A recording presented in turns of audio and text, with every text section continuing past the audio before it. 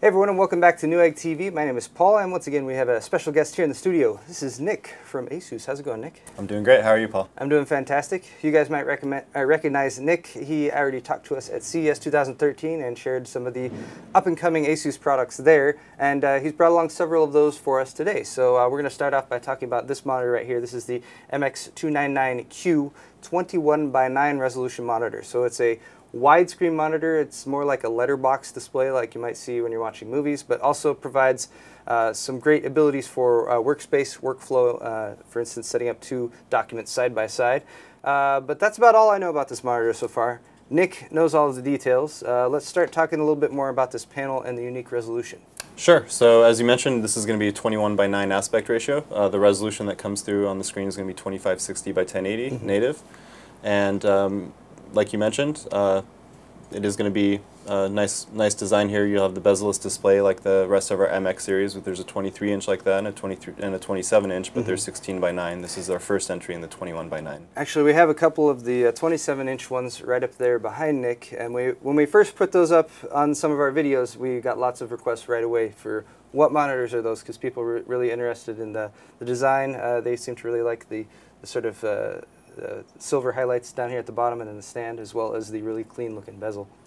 And then as well as apart from the design, you also get all that kind of the ASUS goodies as far as the OSDs is concerned. We have added our quick fit features. So all these buttons down here are going to be touch sensitive.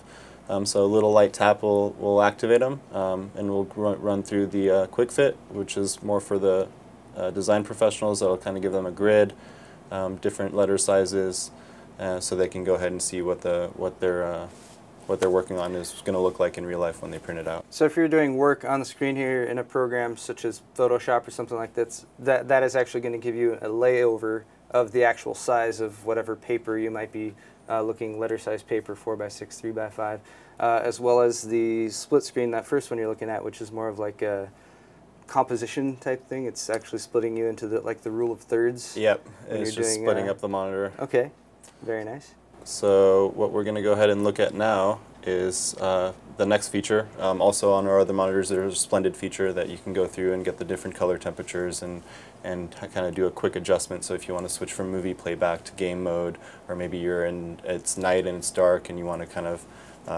lessen the brightness of the colors on a quick toggle, you can go through and hit the splendid mode, which you can see here. We're going to go through night view, sRBG, scenery, standard, theater, and game.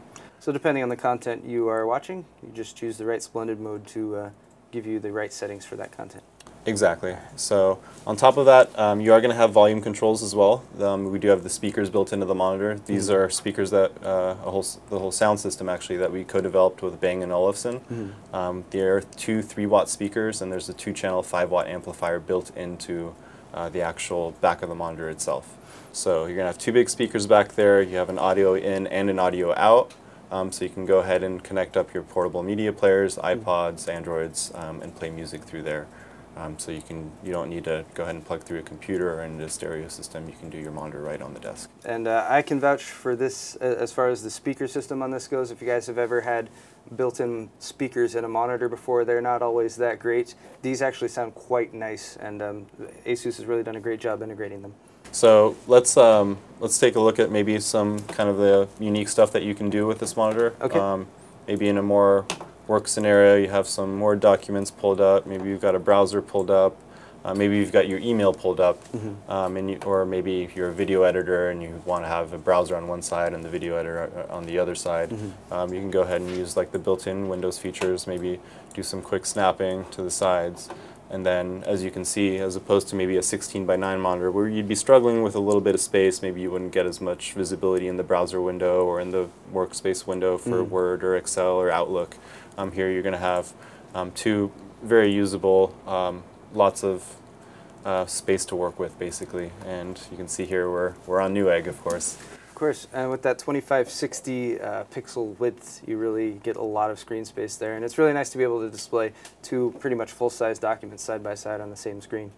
Yep. So I think one of the other models that we kind of see going with this monitor is the ability to do widescreen gaming without having to necessarily invest in 3 monitors, or not having to have as beefy maybe of a graphics card to power 3 monitors at those super, super high widescreen resolutions. So this will also give the gamers that want to go widescreen another option to go widescreen. Okay. So let's go ahead and take a look at one of the newer titles. So 2560 by 1080 is going to be supported in a lot of the newer titles. Some of the older titles you will be letterboxed. Right now we're going to take a look at Crysis 3. And we can see, let's go through the graphics options. We did set it to 2560 by 1080. That was supported by the game right away. And let's go ahead and we can hop in and kind of see what it looks like. That looks very nice. Do some widescreen gaming, kind of see. In case you guys are wondering, Nick brought along a little system that he's running this demo on. It's running a GTX 670, which you can see is easily handling Crysis 3 at this resolution. Yep, so this is a P8Z77 Deluxe Micro ATX board with a 2600K and a GTX 670. Okay, a nice little system for gaming, quite portable as well. So we're just going to spend the next hour or two playing Crysis 3, I think. Next up, let's take a look at the back of the monitor so we can go over the inputs and outputs. So around here on the back, we can see the stand here, which gives you the tilt function, so you can angle the monitor to your preference. We also have a Kensington lock over there on the lower right side, and then we have all of our display inputs as well as the audio, which Nick is going to walk us through right now. Sure. Right. So as you can see here, we have our display port, we have our power connection, dual link DVI port, and HDMI port, which also supports MHL, so you can go ahead and connect like your Android device or your iPad or your iPhone or whatever portable device through an MHL connection. Okay. And then of course we have our audio out and then audio in. And that's going to wrap it up for this video, guys. Once again, this has been the MX299Q widescreen 21:9 resolution monitor from ASUS. I'd like to say thank you to Nick for stopping by today. Thank you, Paul. And thanks to all you guys for watching. If you would like to see more tech videos, you can find them on our Newegg TV YouTube channel. Don't forget to subscribe, and we'll see you all next time on Newegg TV.